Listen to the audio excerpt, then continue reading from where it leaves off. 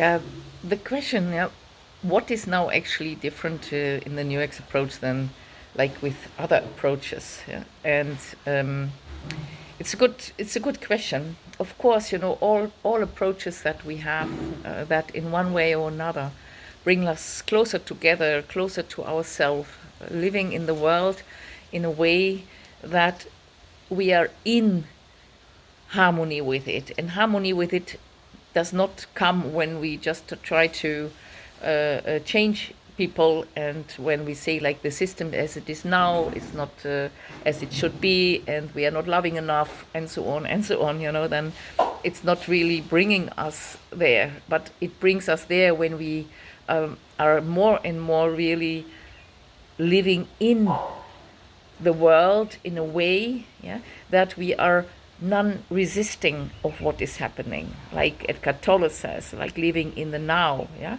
living in the now is with no resistance to what is happening in the now, including the internal world and the external world. But the problem is, or let me say the challenge is, how do we do that? Yeah, that is just not such an easy thing, because we are so much designed biologically to protect ourselves. Yeah, so our limbic system, our brainstem, or everything is designed in order to protect the organism, this body. Yeah? And our emotional needs have become much more dominant and are on the same level treated in our system that we need it in order to survive, to become social beings, emotional beings in life. And it's also a very good development in our evolution. Yet at this moment, when we are not aware, like what motivates us really? Is it enrichment or is it need? And that is one of the things that I attend a lot to in the program, that we are just in awareness of it. While we are training the observer, we are just in awareness that, now I'm functioning out of need, out of the need to protect, stay safe, and out of the need of emotional needs. Yeah, and that is, our biological body is as important, because it is our vehicle through life. As I also like to say, it's our closest environment that we do have. And this closest environment that we have is something that we carry always with us, regardless of where we are. And a lot of spiritual teachings tell us that the biological body, the ego, the self, that one is kind of the way to enlightenment, and in a way that is true. And because it wants to survive, it wants to have its needs fulfilled, and it keeps us away, from entering the freedom of safety that eternal awareness has, that there is no time and that there is just one of us. That's just all of us is one. There are no more than one.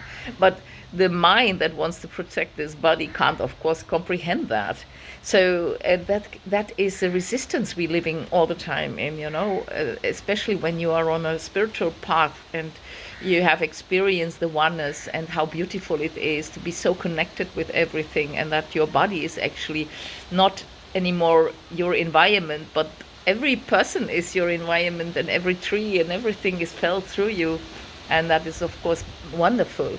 But we also need this physical body in its uniqueness in order to be part of nature, as everything else is also part of the whole tapestry of life. And this individual energy that you are carrying, that I carry, that every person on this earth carries, that every bird and every tree carries, every stone, everything that is existing on earth has its very, very own energy. And by that, its very, very own place. Yeah? And that actually, when we dare to live our energy freely, that means the energy we're carrying today, not to try to strive to get a certain energy that we think is the right energy, and now saying, now I'm not having the right energy. But when we can really live a non-dual approach, yeah, meaning there is no right or wrong, there just is. Yeah? And we also adopt that kind of approach, this non-dual approach towards of who we are and what we do in every single moment of our life, when we can breathe that one in, that we can really feel that, then we make space for our human nature, and we make space and living with no resistance to not just what is outside from us, but we also live with no resistance to what is inside of us. And when we start doing that, when we live with no resistance to what is inside of us anymore, meaning I'm jealous. Okay, I'm jealous. I'm postponing things. I'm postponing things. Yeah, and we think that we have to fight those kind of traits because they are fear-based and they're not good. And that is what I'm teaching in my teachings. Yeah, is to see the beauty that lies in every single aspect of that you are. Yeah, that also jealousy as it shows itself as being just jealousy, has an unchangeable, always visible essence, and to train ourselves to see that and to be aware of that and to know that it's there in every single trait that is there. Every single trait has the capacity to move towards enrichment and to move towards destructiveness, towards needs fulfillment and fear, and towards enrichment. And that is something that is a teaching which is perhaps not so known yet. When you have some people like Ramdas, for example, he has also always known that the physical body, our earthly nature, is also just as perfect as our nature surrounding us and everything that happens. So we live just in the presence of pain as much as we live in the presence of incredible joy, and both is absolutely there, and it's part of life. And when we make space for that, when we develop this non-dual approach also towards ourselves and towards who we are, and then we are creating this space, this observing presence inside of ourselves, where development of those aspects, because they're not rejected anymore. They don't feel like just we are wounds, we are just some mistakes from the past that has happened, and things like that. I mean, who could strive when it's looked like that? Yeah, and that is already an advanced way of looking at it. When you come to other aspects of or other approaches of personal development, then you're looked as obstacles, and that's even worse. But none of it is true.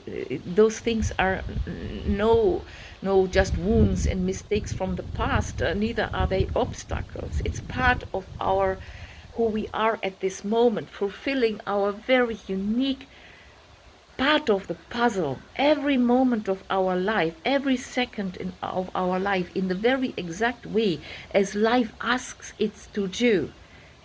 And when we can play that role in a non-dualistic way, and we are allowing ourselves to also be the nasty one at times, because also by that we fulfill our purpose, and to allow it to be more and more automatically, not because we are wanting it, striving for it, trying to meditate, and not that I love meditation, but it is what is the intention of the meditation.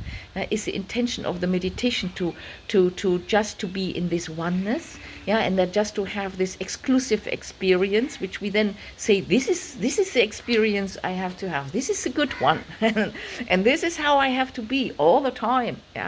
And then when I'm jealous, and when I postpone, and when I'm fearful, and when I'm pushing myself, or when I, all these kind of things that I also have, when I'm criticizing my body, or when I'm criticizing whatever I do, and when I say no to these ones, then I have left the non-dual energy, this space-making energy, and in the NEWEX approach, in the teachings that I love you really to invite to get to know more and more, I bring this down to earth, how to live it practically, to connect those two things. Not to say like my teachings are for striving to reach there somewhere, but this is really to connect our earthly being, our absolute nature that we are, with everything what we have to show, and also the bring it in the non-dual approach, and to connect it with the divine, with with the oneness, with everything else, yeah, that we experience mostly just in meditations or in workshops or in other encounters on the very different levels of our existence. And my teachings are about that we are seeing, just seeing and observing, these different levels of where we are existing. See, now I'm here. Okay. And now I'm here. Oh, okay. Yeah. That we don't measure one to be better than the other one, and to say, oh, no, this one, no, I don't, because it doesn't look like that, and doesn't look good. Because often these days, yeah, wanting to be a spiritual person and wanting to reach a certain level has just become another target that we have set ourselves. We are so much in achieving and in having to run after something and to having to achieve something, and that we are looking at ourselves and also at other people at times not with the spaciousness we need in order to actually really help ourselves just by space, by holding the space for it, yeah, to develop naturally further from fear to enrichment. That is not something that we decide, and it's also not something that we can push or force, or it's just something that we can observe when we have created that space for us, and we can also hold that space for others, by living it freely ourselves. And that's what the NEWEX approach is about. This is what the teachings are about, and I welcome you to have a taste in it and to approach yourself also in this non-dual energy of the NEWEX. So just to live yourself freely, because freedom is not in order to just to put another package on requirements on yourself. Freedom is to be yourself just as you are, and to enjoy it and to see the brilliance in this whole thing called life.